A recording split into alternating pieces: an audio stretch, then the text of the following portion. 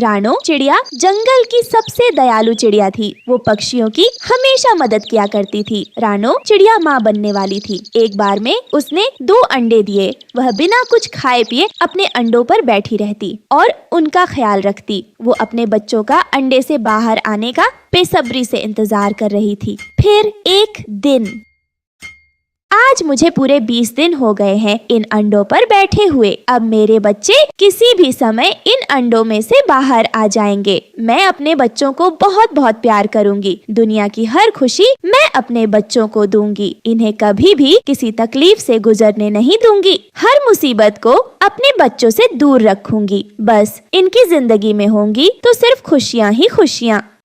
फिर कुछ ही देर बाद रानो चिड़िया का इंतजार खत्म हुआ और अंडे से 2 प्यारे प्यारे बच्चे बाहर आ गए, जिनमें से एक चिड़िया और एक चिढ़ा था। वो अपनी मम्मा को देखकर बहुत खुश थे और अपनी मम्मा से बोलते हैं, मम्मा मम्मा आप क्या हमारी मम्मा हो? हाँ मेरे प्यारे बच्चों, मैं तुम्हारी मम्मा हूँ। लो बच्चों, ये मीठे फल खाओ। तुम्हें भूख लगी होगी ना? इन मीठे मीठे फलों को खाकर अपनी भूख मिटाओ। तुम दोनों नहीं जानते आज मैं कितनी खुशी हूँ। मैं इस पल का इंतजार कब से कर रही थी और आज वो घड़ी आ गई जब तुम दोनों मेरे सामने हो। मम्मा, हम भी आपसे मिलने के लिए बहुत उत्सुक थे। मम्मा, एक बात पूछूं? बाहर ये कैसा शोर हो रहा है? मेरे प्यारे बच्चों, बाहर बहुत तेज बारिश हो रही है। ये उसी की आवाज है।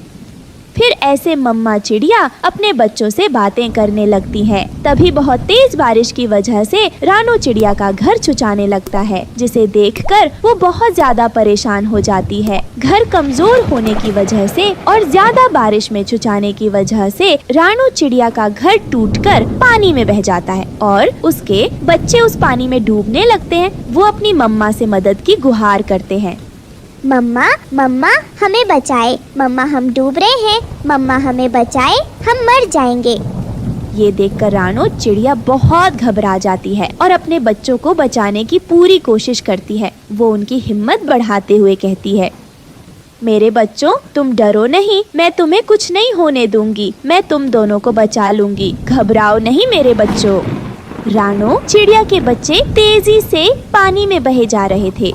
हे भगवान, मेरी मदद कर। मेरे बच्चों को मुझसे दूर मत कर। उनकी हिफाजत करना।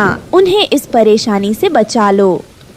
रानो चिड़िया अपने बच्चों के पीछे पीछे तेजी से बहे जा रही थी। फिर बड़ी मुश्किलों के बाद उसने किसी तरह अपने बच्चों को उस पानी में बहने से बचा लिया। उसके दोनों बच्चे बहुत ज्यादा डर गए थे। गुड़िया चिड़िया कांपते हुए अपनी मम्मा से कहती है, मम्मा बहुत ज्यादा ठंड लग रही है, अब हम कहाँ जाएंगे? मम्मा वो देखें वहाँ एक घर है, चलो हम वहीं चलते हैं।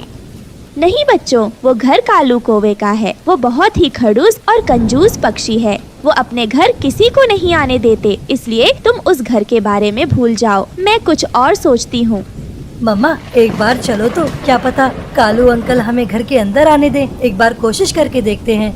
फिर अपने बच्चों की बात मानकर रानो चिड़िया कालू का दरवाजा खटखटाती है।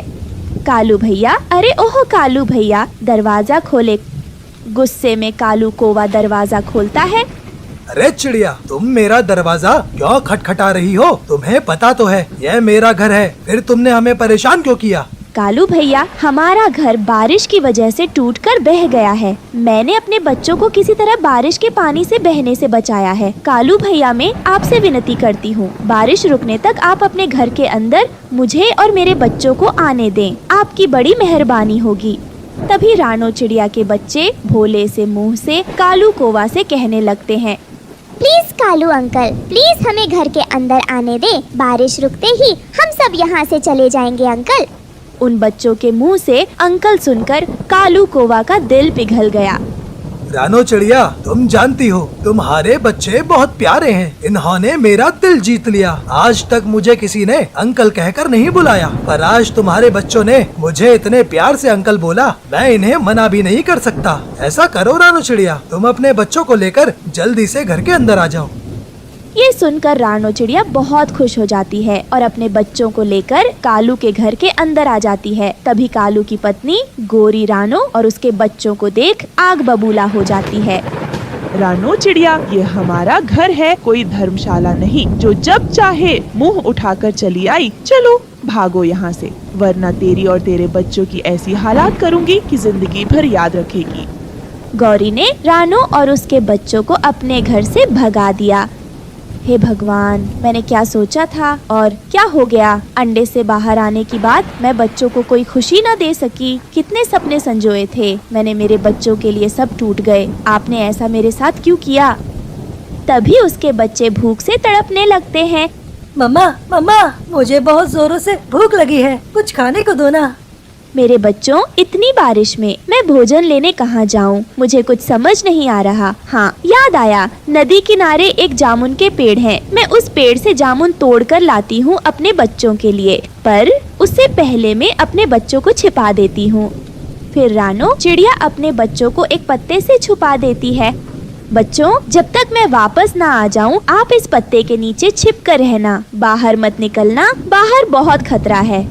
फिर रानो चिड़िया नदी पर जाती है। वो जामुन के पेड़ से जामुन तोड़ने लगती है। तभी उसे चील बाबा पानी में डूबते हुए दिखाई देते हैं। वो मदद के लिए पुकार रहे थे। रानो बिना सोचे समझे उन्हें बचाने के लिए चली जाती है। बाबा जी, आप इस टहनी को पकड़कर पानी से बाहर आ जाएं, जल्दी करिए, पानी का भाव बहुत तेज है।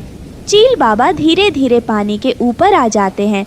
बेटा, तुम्हारा बहुत बहुत शुक्रिया जो तुमने मेरी जान बचाई। बेटी, मुझे कुछ देर के लिए अपने घर ले चलो, मैं आराम करके फिर अपने घर चला जाऊंगा। मेरा घर यहाँ से बहुत दूर है, मैं बहुत ज्यादा थक गया हूँ। तभी रानो चिड़िया उदास मन से कहती है, क्षमा करें बाबा जी, मेरा अपना कोई घर नहीं है। बारिश की वजह से मेरा घर टूटकर पानी में बह गया और मैं अपने बच्चों के साथ बेघर हो गई हूँ।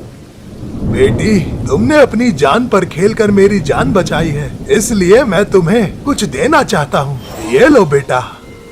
ये क्या है बाबा जी। चिड़िया बेटी, ये जादुई अंडा है, इसे गीली मिट्टी में दबा देना और कुछ ही मिनटों में तुम्हारा अंडे का विशाल घर बनकर तैयार हो जाएगा। फिर तुम उसमें अपने बच्चों के साथ खुशी खुशी रहना। बाबा जी, अंडे का घर बनाने का क्या फायदा, बारिश में कोई भी शिकारी पक्षी उसे तोड़ जाएगा। नहीं बेटी, इस जादुई अंडे से बना घर लोहे से भी मजबूत होगा। इस जादुई अंडे घर पर किसी भी हमले का असर नहीं होगा। तुम मुझ पर भरोसा रखो और जैसा मैंने कहा है ऐसा ही करो। बाबा जी, आपका बहुत बहुत धन्यवाद, आपने मेरी बहुत बड़ी परेशानी दूर कर दी।